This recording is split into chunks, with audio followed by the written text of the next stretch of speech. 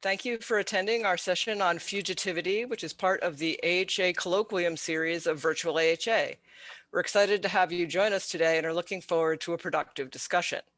I would like to thank our generous sponsors, the National Endowment for the Humanities, the Stanton Foundation, the History Channel, and Oxford University Press. You can support Virtual AHA and other AHA activities by joining the AHA, or if you're already a member, making a donation today. We'll post links with details in the chat. A few logistical things to consider before we start the webinar. By registering for or participating in the AHA's webinars, participants and panelists agree to abide by the AHA's Code of Professional Conduct. Please use the Q&A function to submit questions to the presenters. We hope to address all relevant questions, but also want to be mindful of the time, so we may paraphrase or combine some questions. If you'd like to be part of the conversation on social media, remember to use the virtual AHA hashtag. Finally, a quick reminder that this webinar is being recorded and we'll share the recording on YouTube. I'll now turn the session over to the chair. Thank you. Okay. Yes, thanks, Debbie. So my name is Manuel Garcia. No screen, your screen. I am going to be chairing this session. I've been drafted to replace my colleague Stephanie Smallwood, who couldn't make it, unfortunately. So we have four presenters today for this panel on fugitivities, which, as you know, is a topic that has been pretty much at the center of slavery studies for the past 2, 3, 4 decades. And so I'm going to introduce the panelists. They are going to speak for 10 minutes, each of them. And once we have gone through the papers, we are going to open the session to the public, and you can ask your questions and go forward. So I'm going to start with Professor Matthew Pinsker, who holds the Pohanka Chair for Civil War History and serves as the director of the House Divided project at Dickinson College in Carlisle, Pennsylvania. House Divided is a wide-ranging digital history classroom initiative that focuses on Civil War and the destruction of slavery in the US. Matt has written various books and articles on 19th century anti-slavery politics. He's also a distinguished lecturer for the Organization of American Historians. So I'm going to give you the floor, Matthew, and you know, I'll let you know 2 or 3 minutes before if you're getting close. Okay. Okay. Thank you. It's great to be here. I'll start us off. It's our purpose, I think, to try to have a roundtable discussion, kind of informal assessment of where we think trends are moving in studies of runaways, freedom seekers, fugitivity. I am coming at this project, this topic, as somebody who is working on 2 projects with the National Park Service that I think have helped me focus on trends in the field. One is I'm editing with Diane Müller a new interpretive handbook for the Park Service about the Underground Railroad. And the other is I'm working on a project about slave stampedes or large group escapes with Dan Johnson. These are both part of our digital work here at House Divided and our classroom efforts. But I feel like they've given me a chance to think much more deeply about certain questions or challenges that have come up in the last 30 years in the field. You know, let's start, for example, with this Park Service handbook. What the Park Service likes to do in projects like this is distill for a general audience what scholars have been working on in the field. It's been a long time since they've done one of these interpretive handbooks on the Underground Railroad. Some of you may have seen they've done some work like this recently on topics like Reconstruction. But what we have been focusing on in organizing this handbook, which should be out next year, is trying to build on 2 different kinds of trends. One, I think, is kind of regional.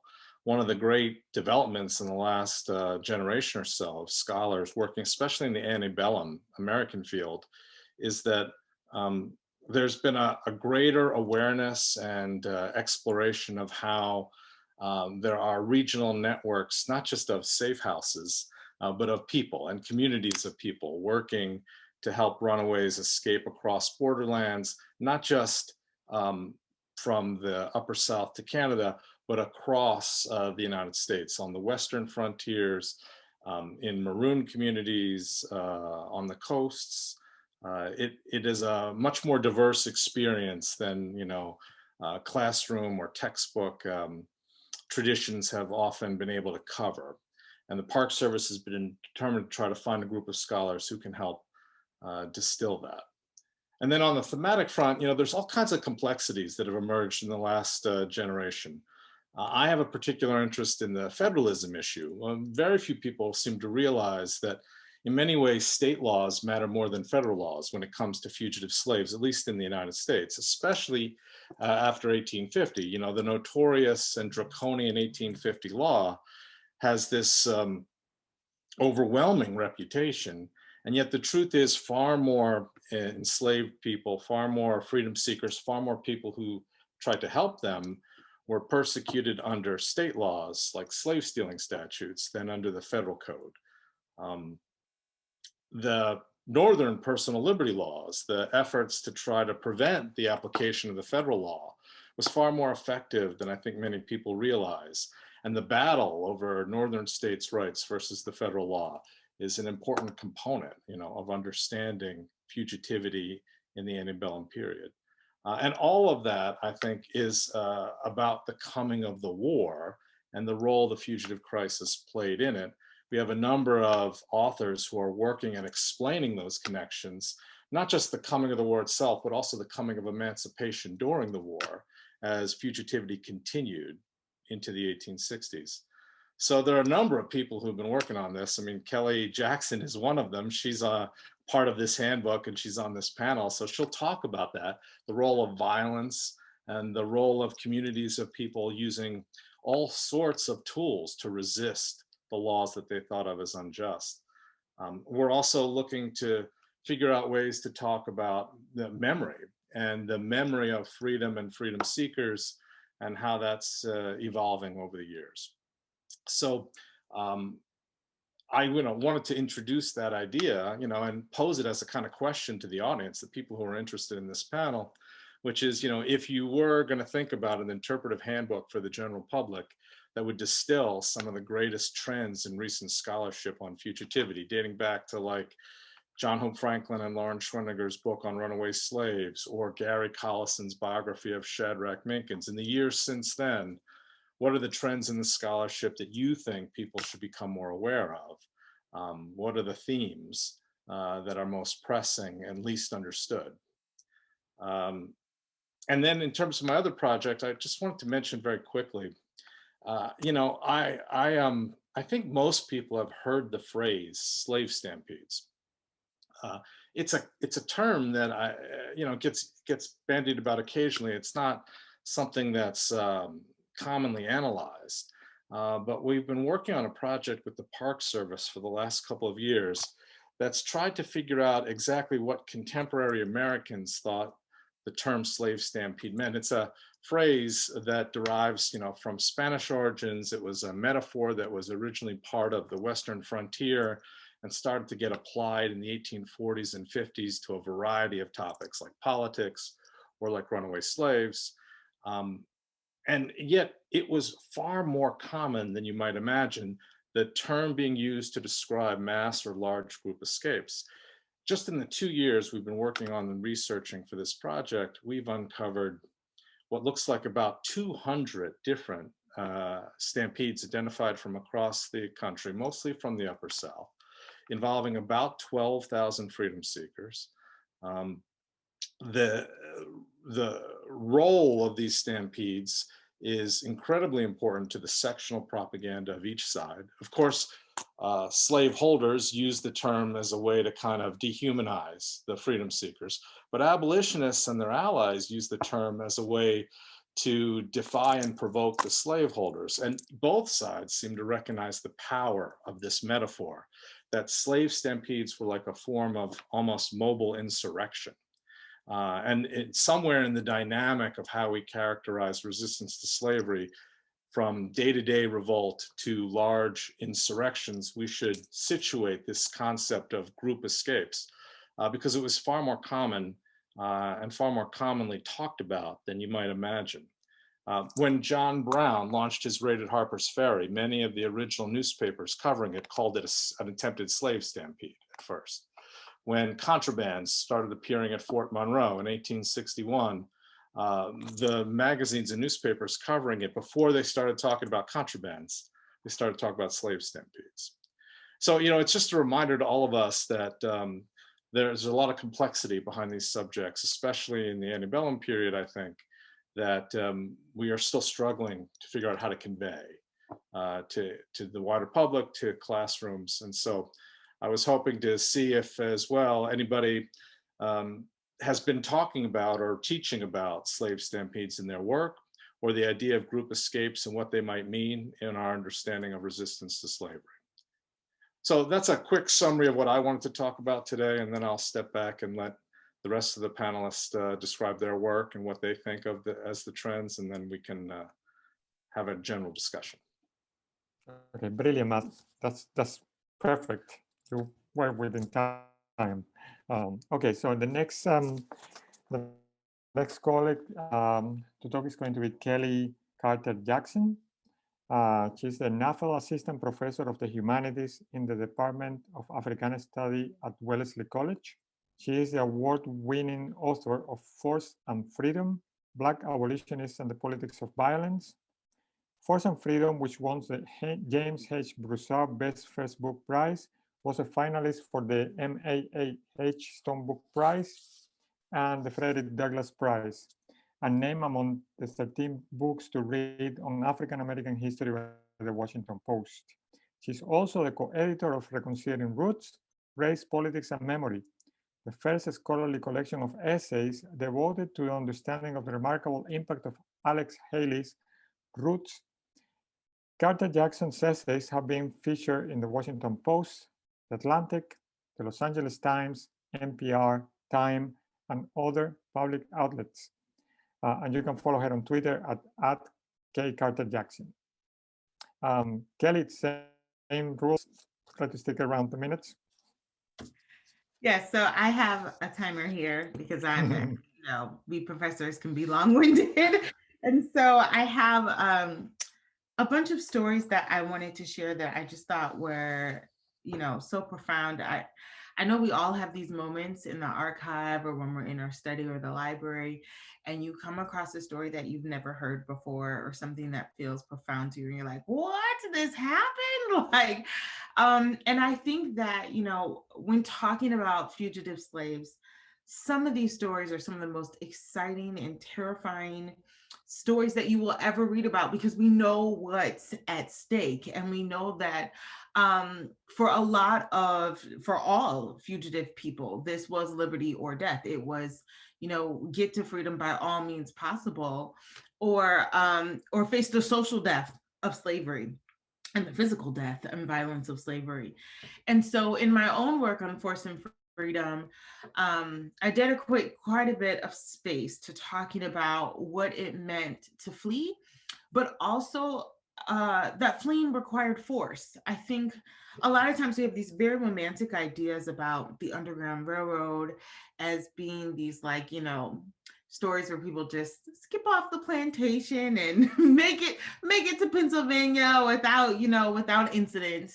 And we don't realize how much went into planning these escapes.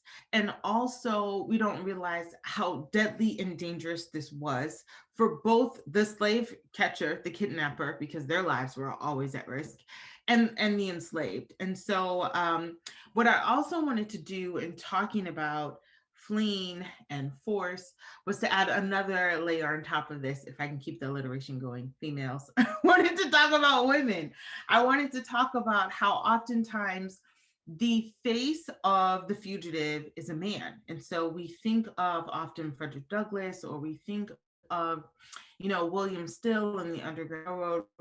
And maybe we think of Harriet Tubman as well. She's a part of that.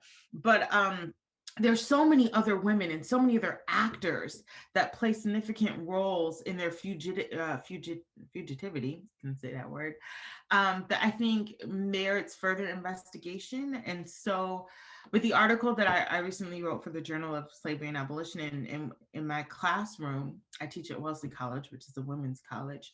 I'm always trying to get us to look at, you know, the gendered lens of what it means to be a fugitive slave, and furthermore, what it means to be an enslaved woman fleeing and having to use force as a part of your flight. And so I wanted to share, I'm not going to read a whole lot because I know it's best to sort of talk these things out, but I wanted to tell some stories that I wrote about that I thought were really profound. And then we can talk about that and go from there. But one story is about two women who escape slavery. And this is in July of 1836. Boston experienced a feud known as the Abolition Riot. Two enslaved women, Eliza Small and Polly Ann Bates, ran away from their master, John B. Morse of Baltimore, Maryland. When the two women were caught and brought to trial, the abolitionists in the community sought to rescue them. Commotion began when someone shouted, "Go, go!" Multiple people rushed to the bench and seized the fugitive women and shoved them into a carriage waiting for them at the steps of the courthouse. When an officer attempted to grab one of the women, a Black woman intervened. She was described as a woman of great size who scrubbed floors for a living. The unnamed woman threw her arms around the officer and immobilized him. The two fugitive women found their freedom and were never recaptured, and no one was charged for aiding the escape. This represents a rare instance in which young Black women were able to flee first their masters, second their pursuers, and moreover, a Black woman was responsible for protecting them and making sure that their escape was successful. Whether the officer was grabbed by the arms or placed in a chokehold did not matter because he could not escape the Black woman's grip. And I argue that she used protective violence to save Eliza and Polly. And protective violence is something I've been talking about in my own work as well. This idea of how do you combat white supremacy? It's much more than self-defense. It's really a collective way of thinking of how can we respond to the violence that's being imputed on Black bodies. So a couple other more narratives, and then we can tease these out. In the Midwest, an elderly Black woman forced two slave catchers into a corn crib. She threatened the men with a knife to prevent other fugitive slaves from being caught. And you think about this, I have to really like sort of imagine what it might look like to see an elderly woman like have a corn cutter, which is basically like a machete, hold it up to these men and basically say, "Move or I will cut you," right? Like that takes an incredible amount of grit and courage, and again, protective violence to ensure that fugitives make their journey. In 1848, another Black woman in Cincinnati armed herself with shovels. Other Black women armed themselves with washboards to fend off slave catchers. In Boston, Black women flung stones at men they suspected of kidnapping fugitives, free men, fugitives or free men and women. While the names of these women and their courageous acts may never be revealed, it's recorded that, you know, Harriet Tubman was also known for packing the pistols on her journeys into territories that she went in and out of. But what I want to push back on is this idea that oftentimes, you know, we know of Harriet Tubman, but she becomes the only story. She becomes the single story that Nigerian author Chimamanda Adichie talks about a lot, where she is not just the only person that does this courageous work, but that she sort of erases in her prominent presence the contributions that other women who become unnamed participate and contribute to as well. And so historian Leslie Schwam talks about this a lot in her work, that oftentimes when we see these great escapes, and, you know, or these great rescues, if you will, and we talk about the mob or the crowd or the group of people that surrounds, you know, the prison cell or the jail cell or wherever it is that the fugitive is being held, we oftentimes think of these words, these blanket words like group, mob, crowd, as being dominated by men. And we don't picture women there. We don't see women as active participants in the crowd, in the mob, in the group of people that are part of the rescuers. And so I wanted to try to tease out the mob a little bit more and to try to show women's faces or give women voices to their contributions to rescuing enslaved women or rescuing themselves. I'm like at 6 minutes and 40 seconds. Okay, I'm going to share one more story that I also think is really profound. There's a lot of stories that I could give. I talk about the Christiana Resistance because I think oftentimes that story is told from the perspective of William Parker, because he's the one who's telling the narrative for the Atlantic. But we leave out his wife, Eliza Parker, who's also very much a part of the Lancaster Black Self-Protection Society, who arms herself as well, who sounds the alarm when slave catchers come to William Parker's home. Hopefully I'm mentioning stories that are somewhat familiar. If not, again, I can tease these out a little bit more to give context in the Q&A. But there's another story that I also find remarkable that William Still writes about in his large collection of the Underground Railroad. And he's talking about a group of escaped slaves who are in the state of Maryland trying to get to Pennsylvania. And it's 2 men and 2 women, and they steal their master's horse and their master's carriage. And as they're on the road, it's winter, it's dark, it's after Christmas Day, which is an opportune time for a lot of slaves to escape. And they get caught by a group of white men who are sort of like, who are you? Where are you? Where are you supposed to be going? You look out of place. And it's the woman in the group who pulls out a dirk knife in one hand and has a pistol in the other hand. And she threatens the slave catcher. She basically says, shoot, shoot, shoot. Like, are you gonna shoot me? Are you gonna shoot us? You're not gonna shoot us. Like, we're gonna shoot you. And she makes these threats. And you can see the illustration if I could. I don't have it in front of me, but this is the moment where you would want to share your screen to show an image. But the image I think is remarkable because in Still's book, he has like a lot of sketches and illustrations that sort of demonstrate what these adventures look like. And I thought it was, again, remarkable that in the center of the photograph or of the illustration is the Black woman. And she's standing with her feet, planted firm with that dirk knife, with that pistol. And all eyes are really on her in this sketch. And I just thought it was a perfect way of centralizing Black women's contributions, centralizing Black women's efforts, acknowledging the force that they were willing to use or employ, and then seeing that as an awesome anecdote to talk about how we can expand the field further by putting women and violence and fugitivity at the center.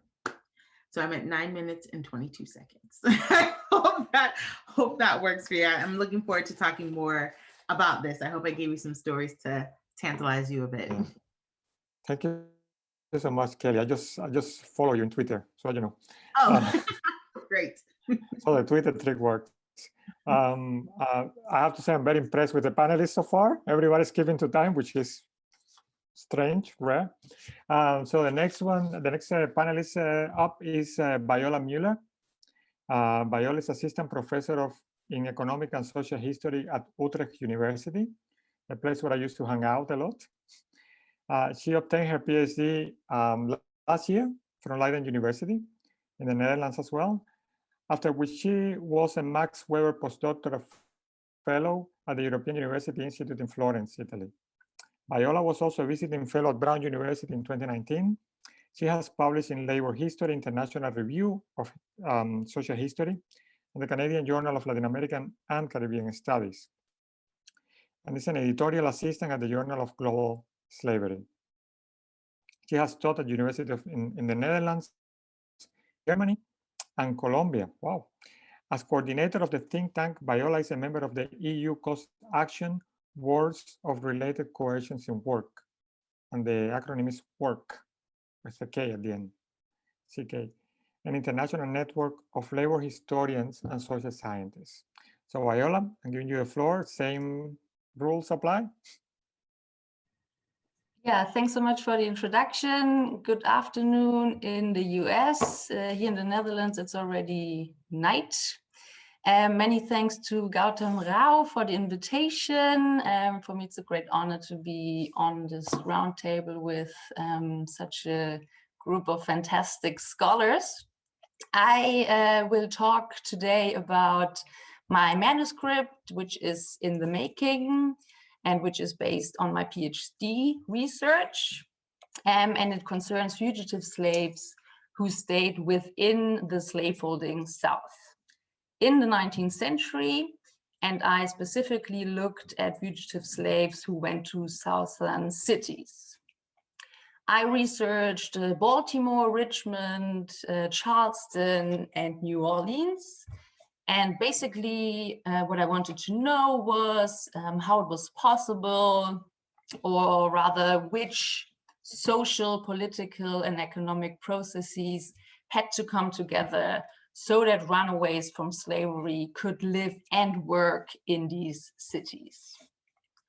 So for this roundtable, I will focus mainly on 3 points, which I think are crucial for understanding fugitivity in the urban South.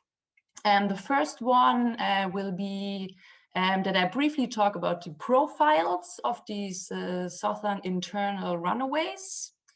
Second, I would like to make the case for looking at fugitivity in the South through the lens of illegality. And the third point concerns Southern fugitivity as collective resistance. So let us first talk about who these people were, their profiles.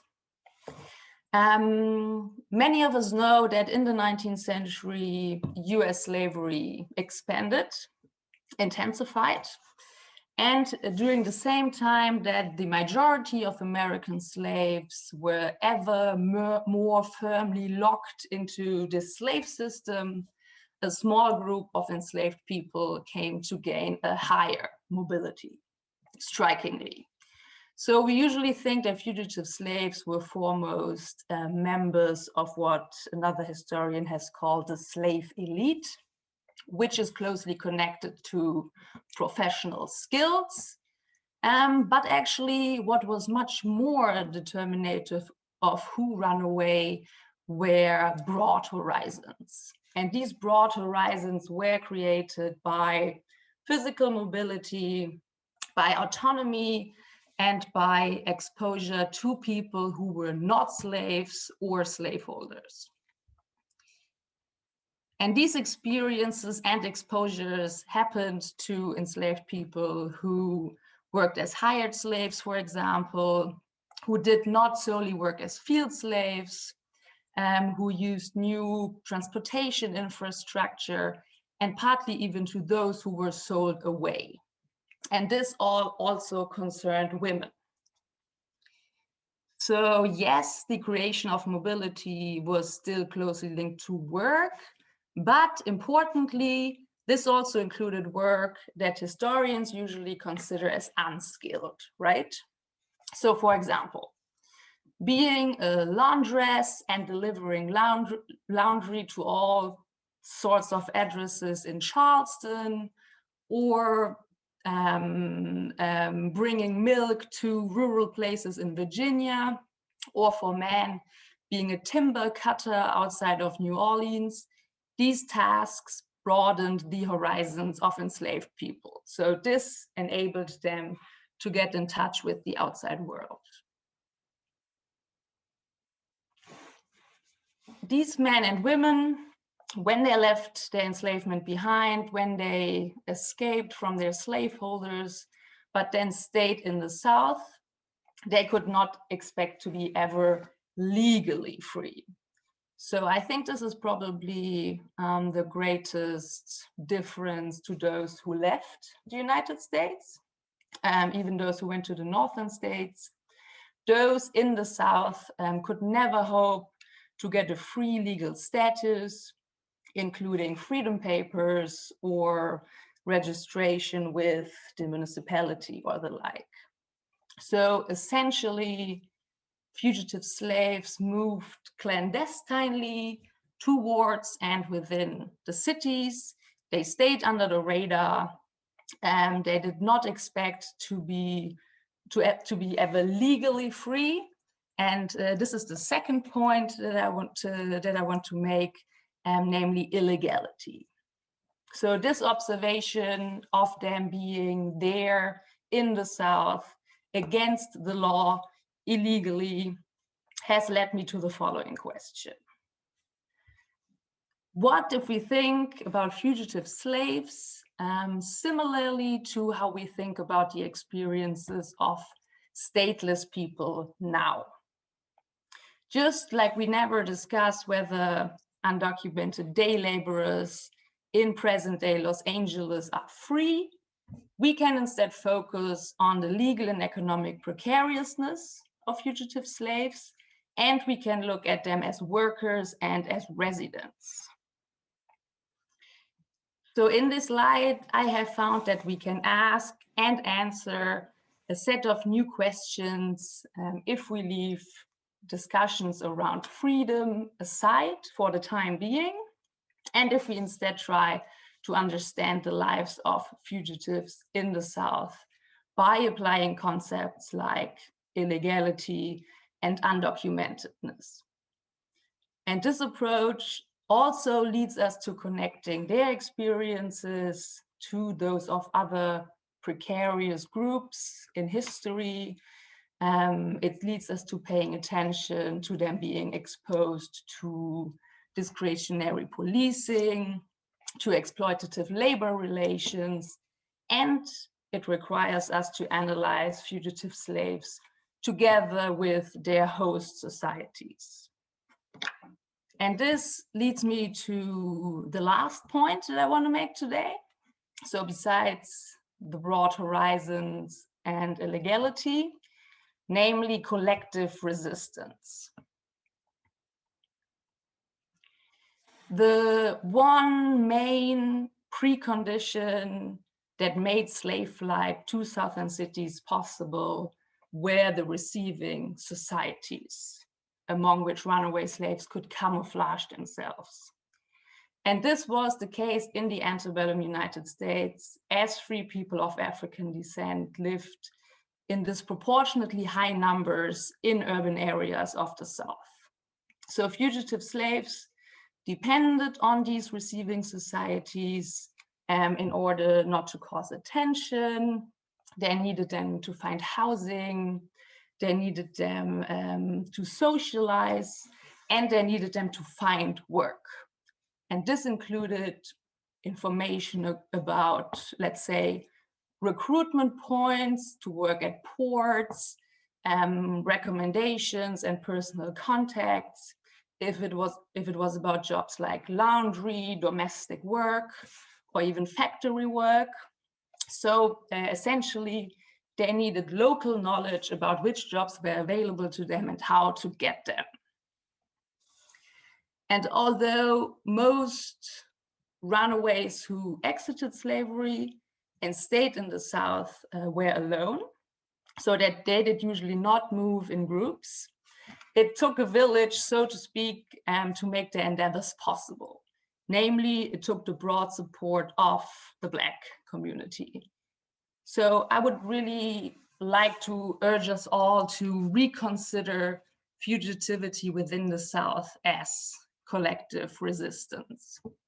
And at this point, I'm not even speaking of those who aided them before they left or on the way to the cities.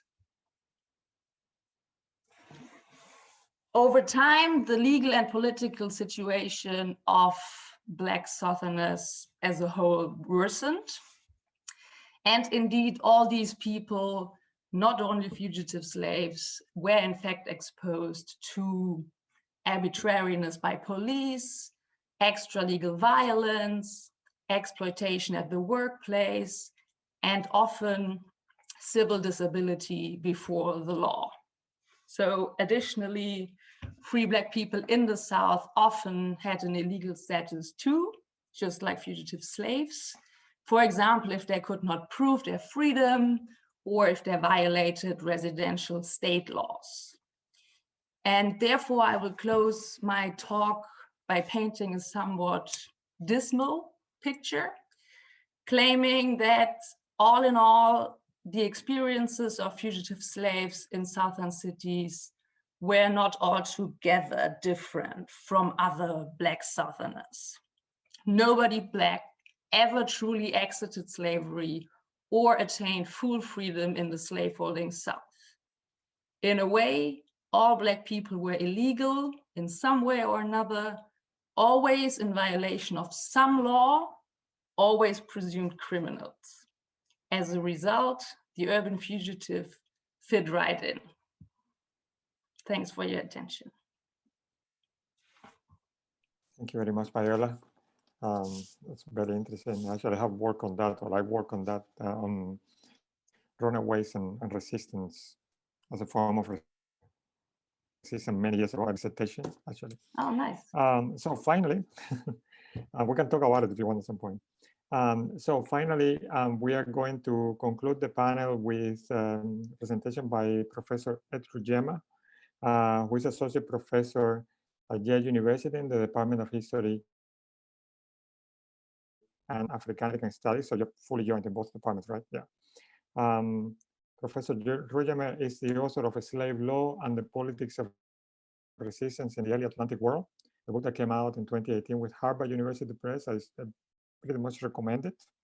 The book was a winner of the 2019 Jerry H. Bentley Book Prize of the World History Association and the co-winner of the 2019 Gustav Ranis International Book Prize of the Macmillan Center at Yale University. He's also the author of The Problem of Emancipation, The Caribbean Roots of the American Civil War, that was published by Louisiana State University Press in 2008. Right, so I'm going to give you a floor, Ed, and same rules.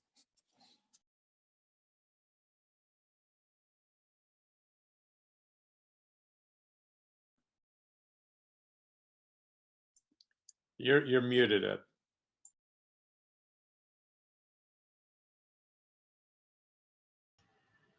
There. Now you can hear me. All right, thank you, Manuel, for the introduction. Thank you, Gautam, for organizing this panel. My remarks are going to try to contextualize fugitivity in the broader Atlantic world and talk about my recent book, which actually seems like a really long time ago, in 2018, before the pandemic, before all the chaos of today. So I will begin. Fugitivity, or the persistent determination of enslaved people to escape the exploitation of their masters, was fundamental to the politics of slavery. The archive of fugitivity is rich, as scholars have found countless instances of enslaved Africans and their descendants escaping their predicament in every region of the Atlantic, from the establishment of slavery in the 16th century through the emancipation processes of the 19th century. In every colonial society, enslaved people sought escape from their masters for short respites from oppression, and in some regions where the geography allowed, fugitives from slavery formed maroon societies that carved out an autonomous existence from the slave colony. As imperial rivalries grew, free spaces emerged in which one empire might harbor fugitives from the enslavement of an adversary. Spanish Florida in the 18th century, for example, or Spanish Trinidad around later in the 18th century. The same phenomenon developed in the 19th century United States, when abolitionists in the North welcomed fugitives from the South, or later in Brazil, where abolitionists in the cities welcomed fugitives from the sugar and coffee estates of their hinterlands. Regardless of the particular manifestation of fugitivity, slaveholders everywhere sought to stop this form of resistance. And in their efforts to do so, slaveholders constructed the infrastructure of control and surveillance, a powerful arm of the states that governed slavery. So I'd like to use my time to talk about the political impact of fugitivity in the creation of these states that govern slavery. Okay? So my book focused on this historical process in the British Empire, beginning in 17th century Barbados. Okay? The book is a comparative study of Jamaica and South Carolina that uses the law to explore the political dynamic between masters and slaves. The resistance of enslaved people, fugitivity, is perpetual, and slaveholders use their control of the legislatures to enact laws designed to suppress resistance and to establish the rigid social order that maintained deeply exploitive economies for almost 300 years.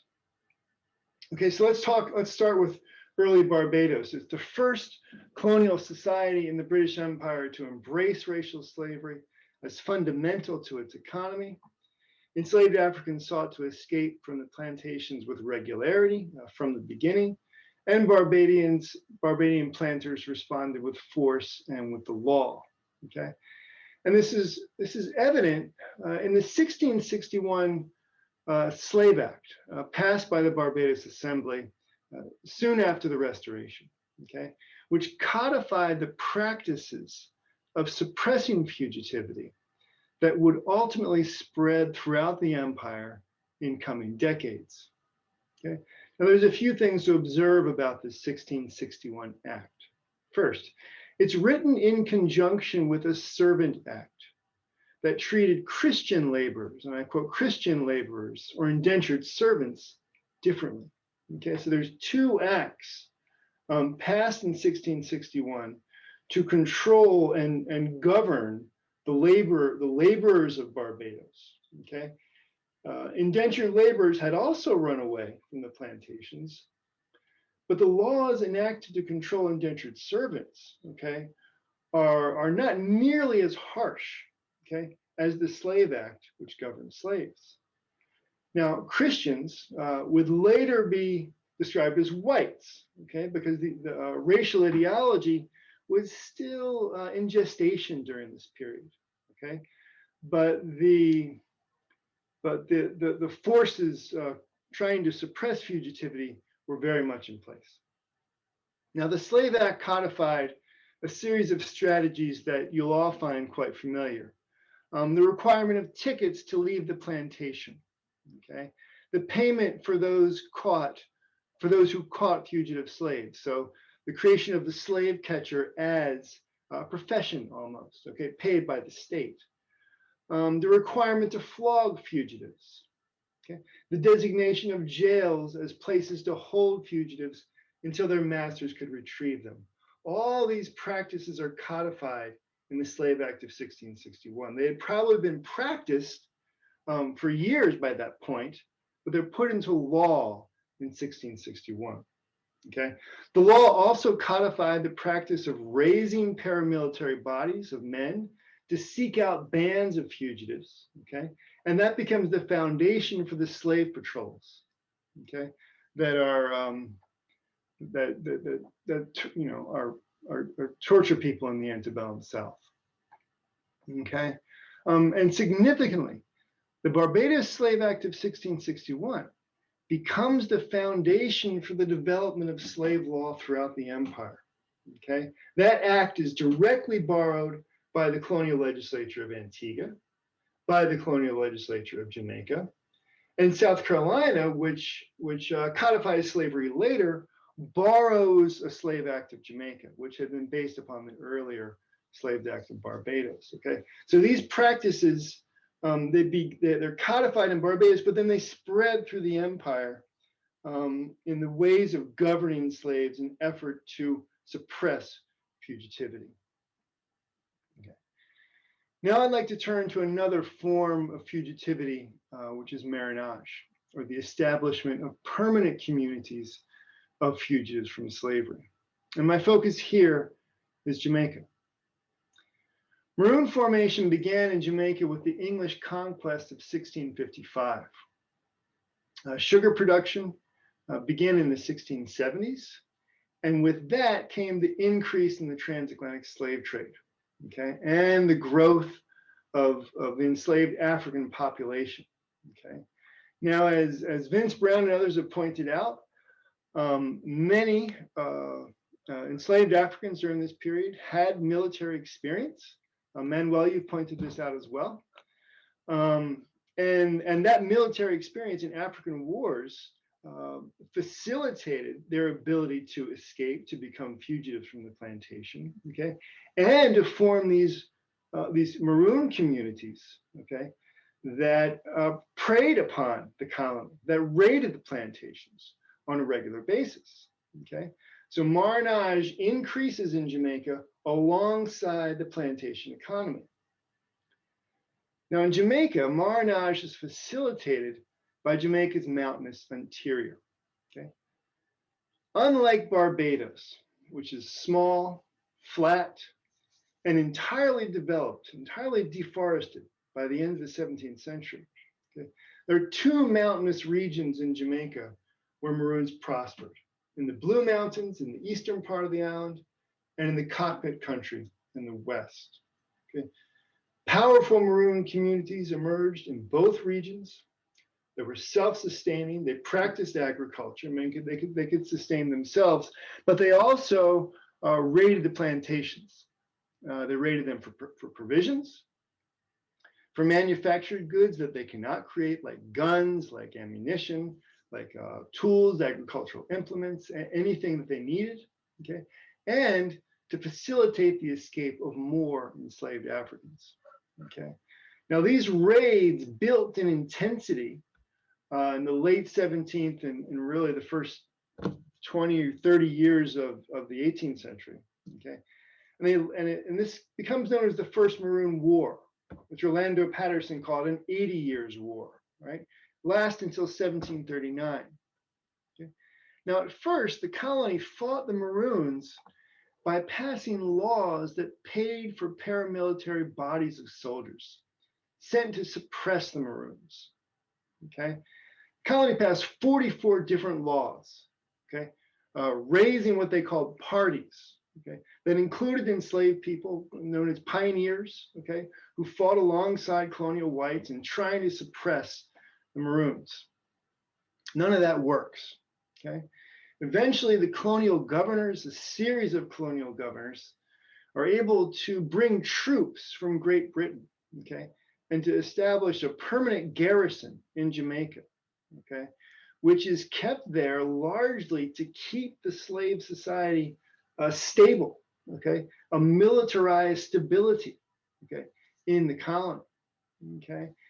And but even with regular troops, the war ends in a stalemate. Okay, it ends in a treaties. Okay, a series of peace treaties signed in 1739 between the colony and the Maroons. Now, the treaties of 1739 essentially transformed the Maroons, okay, these ultimate fugitives from slavery, into uncertain allies of the state in the maintenance of slavery.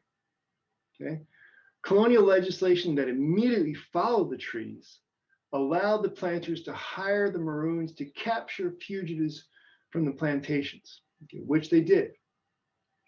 The Maroons were also obligated to come to the aid of the colony in the case of slave rebellions, okay, which they also did. Okay, and what's really significant is that after the signing of these treaties, okay, after the end of that First Maroon War, the Jamaican economy, based on slavery and sugar production, began to expand rapidly. It had really started to plateau, okay, before then, okay? But with the signing of the treaties, with the establishment of peace, okay, this economy based on slavery grew, okay? And that demonstrates both the impact of fugitivity before the treaties, okay, as well as the effectiveness of the planters in countering fugitivity, okay? And that effectiveness is part of what explains why racial slavery lasts for as long as it did, okay? And there's a lot more to say, obviously, but we can talk more during the Q&A, and I look forward to hearing what others have to say. Manuel. Many thanks, Ed. So we are going to start taking questions now from the audience. We already have 4, so I'm going to try to read you the questions, although you can also see them in the Q&A section. My accent, I know it's not the easiest in the planet, so you can help yourself as well. So the first question we have here is for Matt, from Professor Pinsker. How has the public history changed the way scholars are making sense of the history of runaway and fugitive slaves? Are public historians in dialogue with more traditional historians, or do you see 2 different trajectories? And this is a question from Gordon Rowe. So I think in the case of fugitivity and the Underground Railroad in the United States, the people fighting to preserve spaces related to the resistance effort have brought some of these issues to the forefront. Public historians have done that in many ways. So, of course, they've also brought forward some myths too, which requires some back and forth between the 2 fields.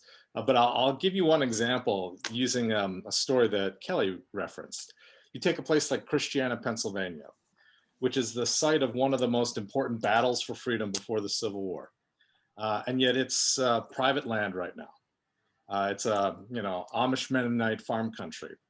And the only monument that was erected for generations was put up in 1911. It was a monument to both sides. On one, it says they fought for freedom, and on the other, to the slaveholder who was killed, it said he died for law. It was an obelisk, not at the site of the riot, where the house had been demolished, but in town. And so public historians for the last generation or so have been trying to get more attention to this story. Even some of you who know the scholarship on this might remember that Jonathan Katz, who wrote the book Resistance at Christiana, which was also an attempt to get the name changed from Christiana Riot, he was writing a play at the time. And that was why he was interested in this subject. And then in the years since, local historians and reenactors and all kinds of people who are descendants have been vying to get more attention to this project. And I think it's helped spark some of the interest among scholars, that have produced some really good books like Thomas Slaughter's book and others. And I think it probably contributed to some of the work that Kellie did as well, indirectly, if not directly.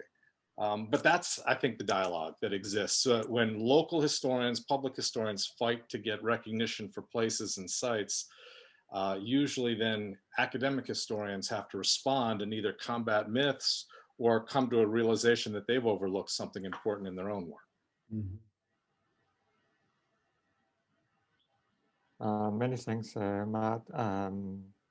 Okay, the next question is also from Gordon Rao, and it's for Professor Carter Jackson. And he's asking, why has the prominence of violence in Runaway and fugitives, the screen is jumping, fugitive lived experience eluded the scrutiny of scholars for so long? That's a really good question. Thank you for that. That's something I have been grappling with for a while.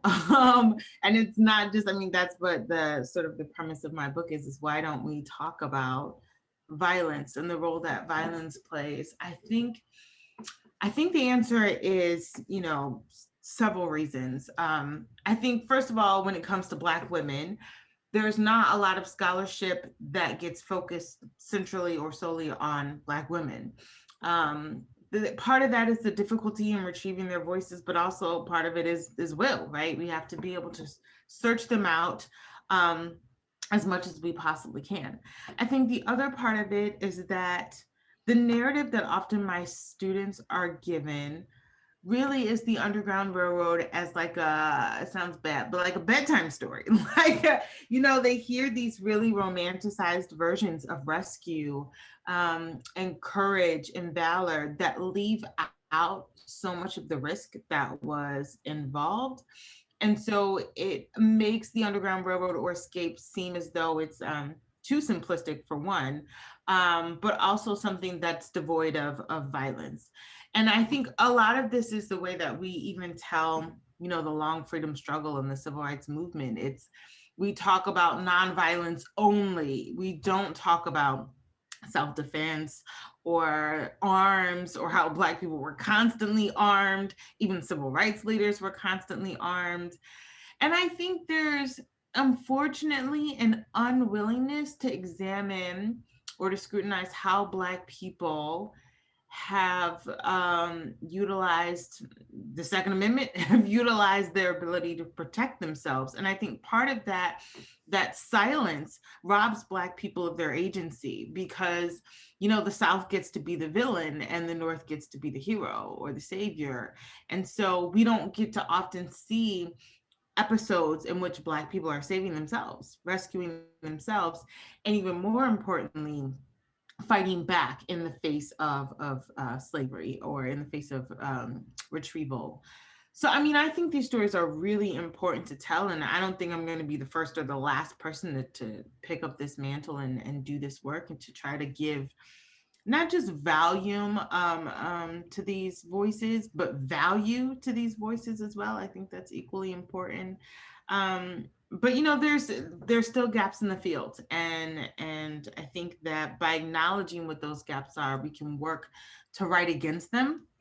But this is some of the problem that I've seen, is just an unwillingness to acknowledge Black agency and their roles, their own contributions to securing their own freedom.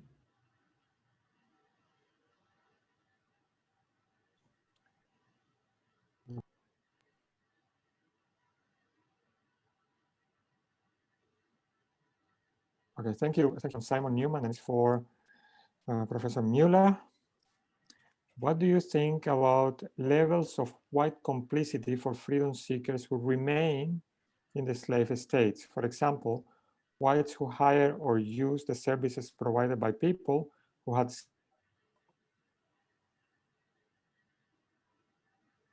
escaped, choosing.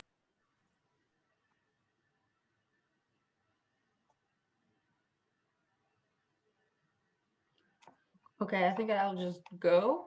Go ahead. Yeah, that's a great question. So for all 4 cities that I studied, I came across white people who took runaway women in as domestic servants, and who took runaway women and men into their services for all kinds of works.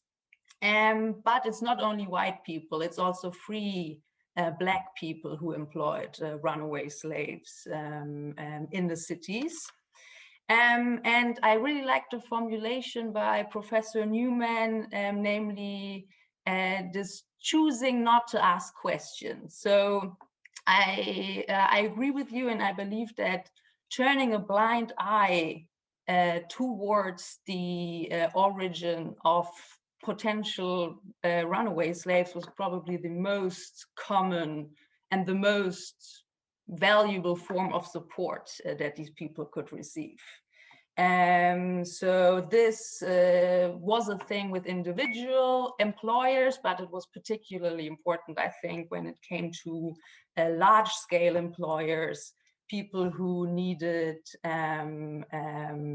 larger groups of workers in their wharfs, on construction sites, on the levee in New Orleans, for example. So we know from railroad construction sites, for example, that nobody asked where free laborers came from, because the labor demand was just so great. And now we can, of course, ask ourselves whether this was purely support, or in turn, was this also a way for white people and for free Black people to exploit the labor of people who were very vulnerable at this point? This is maybe also something to think about, and it's difficult to get this information out of the sources many times. I can directly connect this to the next question, namely whether there was some sort of complaint by rural white Southerners about their runaways being employed in the cities. And also this happened. So we can actually stay with the example of Charleston. There were a couple of petitions by rural South Carolinians who complained that their runaway slaves were indeed employed in Charleston. And there was no law that I'm aware of that prohibited the employment of runaway slaves. So there were all sorts of legislation that it was prohibited to aid runaway slaves, to harbor runaway slaves, to shelter runaway slaves, but there was no law that prohibited the employment of runaway slaves. And in those very few cases that ended up in trial, it was always decided in favor of the employer, who could always claim that they did not know that the person that they hired was a runaway slave. So there was no significant interference from the side of legislators or by the executive forces in these cities. Okay, many thanks. So the next question we have here is from Rebecca Mergentile, and it's for Professor Carter Jackson. And it goes like, did fugitive women use violence differently than men? And or did they combine it with other techniques? And how did family connections, including running with children, shape their use of violence? That's a good question. I was just looking at that. I was like, oh, that's good. You know, I often argue that violence is not gendered, meaning that a lot of times the ideas that we put about men and masculinity, they're the protectors, they're the ones that are sort of in our minds most likely to take up arms. That narrative just doesn't hold up because Black women are not afforded the cult of true womanhood or femininity. And so because of the lack of women treatment of Black women being seen as like fragile, because that's not how they were handled in the field or in the house, you know, they don't have those same sort of hangups. And in some instances, I find that Black women are much more willing to rely on force and violence, particularly with their children. I think the most sort of prominent example we've seen of this is like Margaret Garner, who kills her children in an attempt to free them from the grips of slavery. I think we've seen this with Celia, a slave in Missouri, who, you know, brutally murders her slaveholder. I think that men do not have a monopoly on violence. And I think that in a lot of ways, children are the great motivators for enslaved women, meaning their motherhood is oftentimes what prompts them to resort to violence or to use violence. Or their inability to be able to care for their children is also another primary reason for that. So no, I think that I would have to sort of go through and like look person case by case, but in all of the instances I've seen, women are just as much as liable to use violence and force as men are. And in a lot of cases, women are using it more so, and those women are particularly mothers. So I hope that's helpful or answers the question. Thank you. So the next question is from Gautam Rao as well, and it's for Professor Rugemer. Your insight about how the state eventually made use of maroon labor to protect the slavery is fascinating. I am wondering how colonial and imperial struggles and negotiations with natives and native empires figures into this. That's a great question. I have not investigated that particular, I have not researched that question in particular. My presumption is that the treaties with Maroons found precedent in previous treaties with native groups in North America and presumably elsewhere. And part of the reason I say that is because of the role of superintendents. The Jamaican Maroon treaties both stipulate that there's going to be a white superintendent who lives with the Maroons okay, who kind of oversees the relationship between the colony and the Maroons, as well as the Maroons and resident planters in the area. And there were also, there were superintendents of native peoples as well. And so I'm guessing that those treaties serve as a precedent for the Maroon Treaty.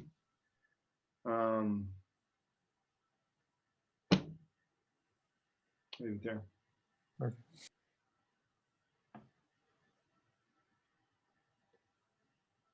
You're muted, Manuel. Okay. The next question is from Olga Sapina, and it's for Professor Jackson. In contemporary accounts of fugitive women, was there a contrast between Black women who seem to be endowed with many virtues or vices and the prevailing ideals of white femininity? That's an interesting question too. I think that, unconsciously and subconsciously, we've kind of done this. And I think Harriet Tubman is a great example of that. And that clearly we know that she's a woman and that she is fighting for this cause.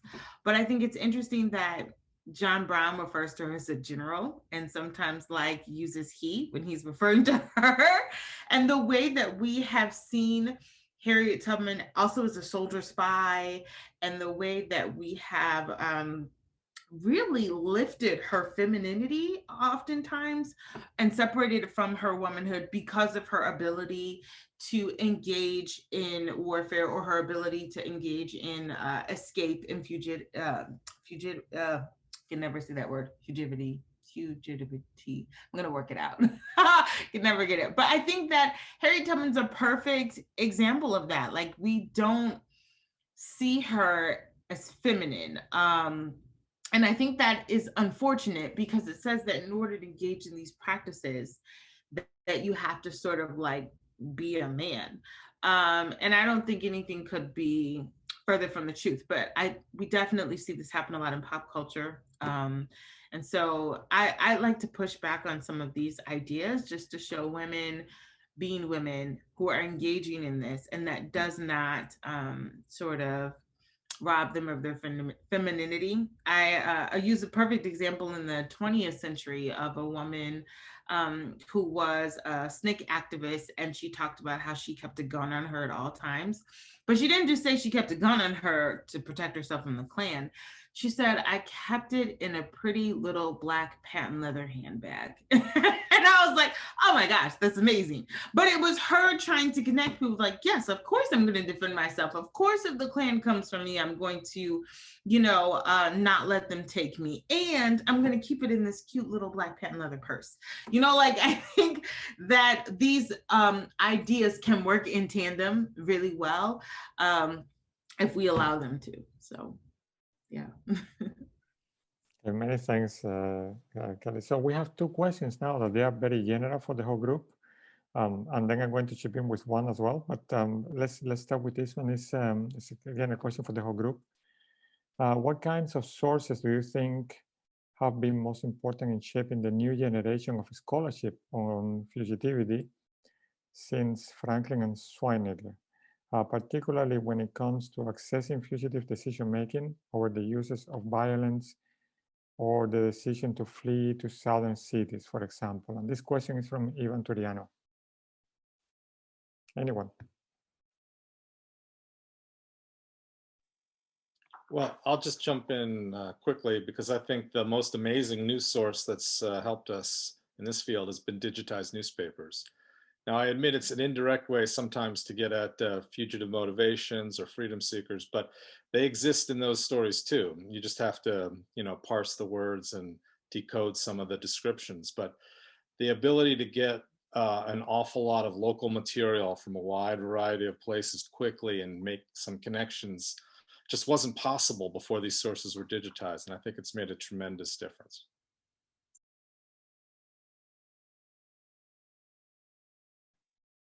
Does anyone else? I would agree. I would just say that digitalization has changed the game. I remember when I started my dissertation, being in the Columbia Library using their microfilm and loading loading the microfilm and doing the reels, and it's like, 14 reels of 1,000 frame, Black abolitionist papers. I don't know how people did research, 20, 30 years ago. So Black newspapers certainly, I think, have been a huge help. I still think Black narratives are really important. I mean, Black people telling their own stories have always been sort of instrumental in sort of getting an idea for not just what their experiences were, but even the experiences of the community around them, I think is so important. So a lot of that I try to get. Even the lesser known narratives I think are really useful. We sometimes get stuck again with the Frederick Douglass narrative, which is great. I love it. But there's so many other narratives out there that are so helpful and useful. And also other narratives of Black women outside of Harriet Jacobs that I think are really useful too. So I can attest or echo everything that Professor Pinsker said. Right. Anybody else want to jump in, or we move to the next one? Okay, so the next one actually is kind of related, from Joseph Janielli, and he's asking how have digital projects such as Freedom on the Move or Enslaved.org changed or shaped the understanding of fugitivity? Actually, it's quite an interesting question, and he's thanking you all for the discussion. Anyone can take this one.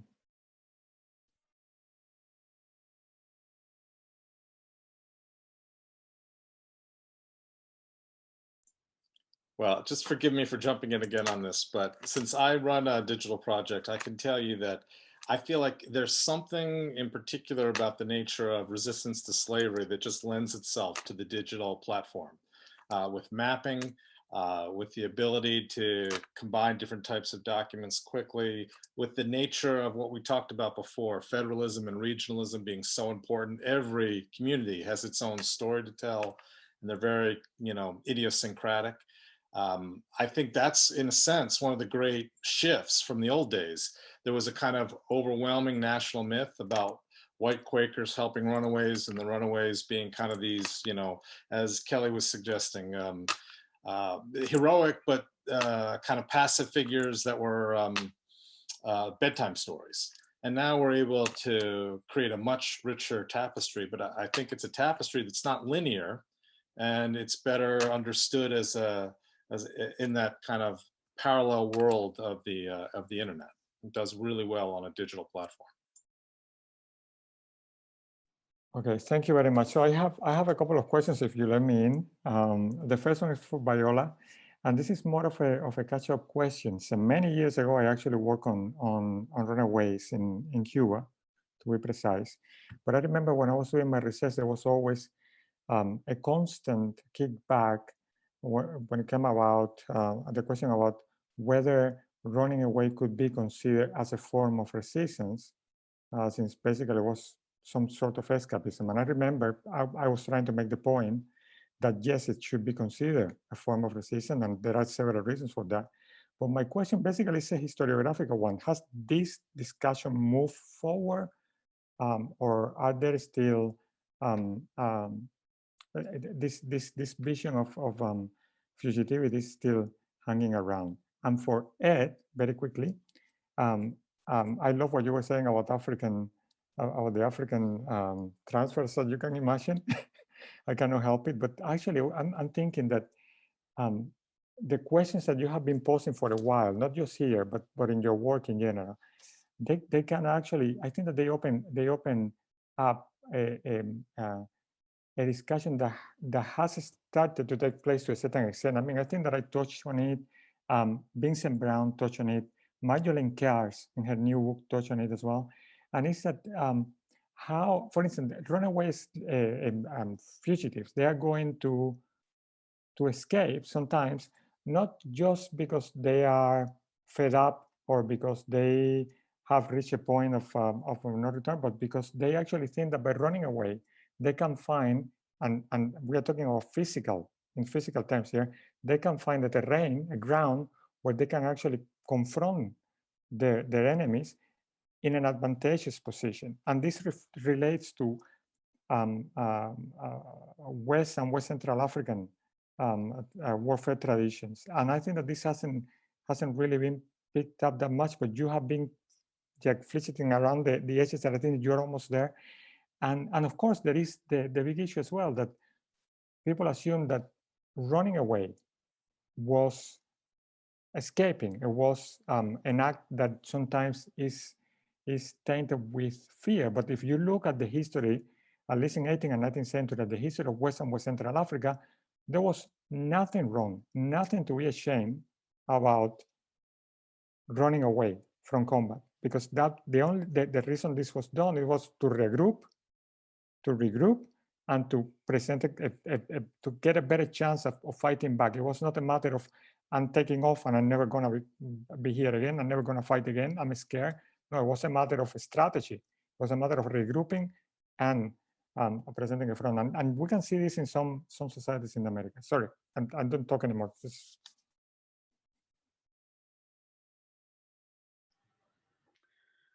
Well, you want to go first? You want?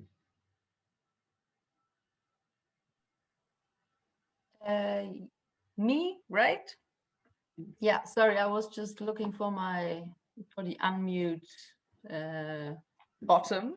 So yeah, I mean, everybody who's been working in this field longer than I am, please correct me, but ever since I started my bachelor's in 2007, it has been pretty clear that running away is indeed a form of resistance to slavery. I think that most of the discussions now revolve around the impact that running away had or did not have. So there's on the one side a numerical aspect to this. It's very difficult to assess the numbers of people who escaped slavery, even in the antebellum South, where the sources are so good, and now with a lot of sources digitized, it's still very difficult to come to a concrete estimate. And at the same time, numbers also do not tell us the entire story. So a lot of historians now agree that the majority of runaways stayed within the South. But if we look at the political tumult and furore that slave flight caused, then all these discussions are still pretty much, or were back then pretty much centered on escapes to the northern states. So in that aspect, yeah, I would say that the question remains, what did it do to the slavery system running away? And was it perhaps more powerful when people escaped outside of the United States or to the northern states rather than staying within the South? Yeah, I hope that helps.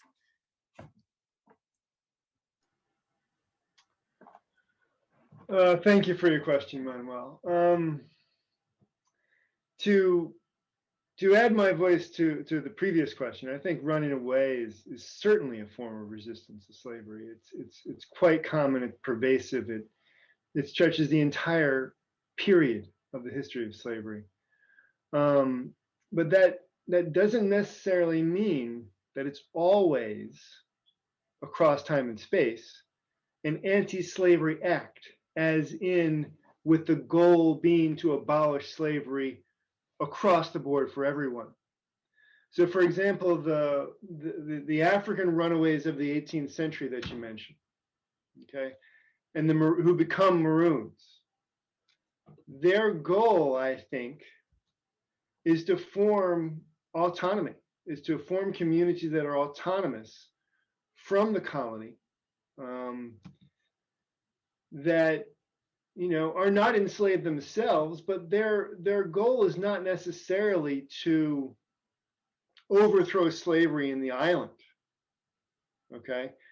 Or in the case of Brazil, Palmares is not trying to destroy Brazil, right? That would be very hard to do.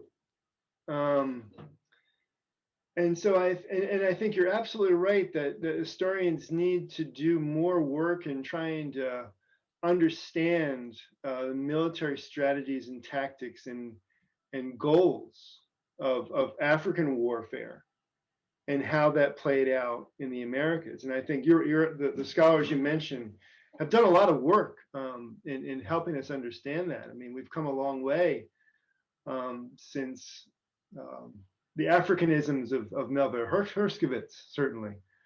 Even come a long way from John Thornton, as important as, you know, as these earlier works were, right? But more still needs to be done, I think. And the way I've always seen it is an attempt to establish autonomy. For example, we know that Maroon communities fought among each other. They fought against each other, right? For supremacy in the western part of Jamaica, especially in the cockpits. And a leader named Kojo emerged as the supreme, as the dominant leader, right, by the time of the treaties. And so Kojo is the one who signs the treaties of 1739. And what's interesting, what's built into those treaties is a line of succession, right? Who is going to lead the Maroons after him, and then after him, right? That almost kingly succession, right, is built into the treaties, which become sacred documents in Maroon oral tradition, right? Which we should see as an African oral tradition, right? In the New World context. Thank you very much. I'm going to ask the audience if anybody has any question left. I think we have still a few minutes. Let's see.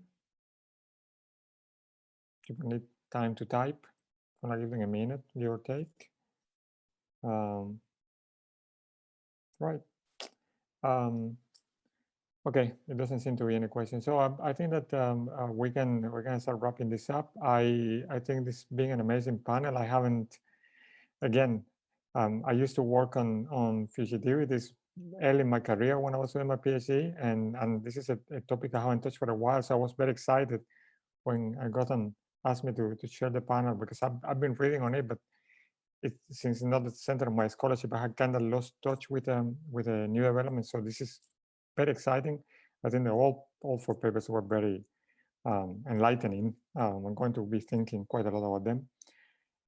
So I want to thank all of you, and I think that Aderi wants to take over from me. So, Great. Thank you. Well, that concludes our conversation today. A recording of this webinar will be posted on the AHA's YouTube channel soon, and you can also see recordings of other virtual AHA events on that channel as well.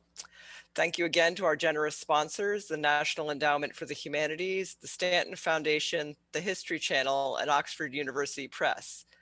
Thanks to all who submitted questions. That was a really good Q&A session. I'm really glad we were able to get to everyone's questions today. And finally, a special thanks to our panelists. Have a great day. Thank you. Thank you.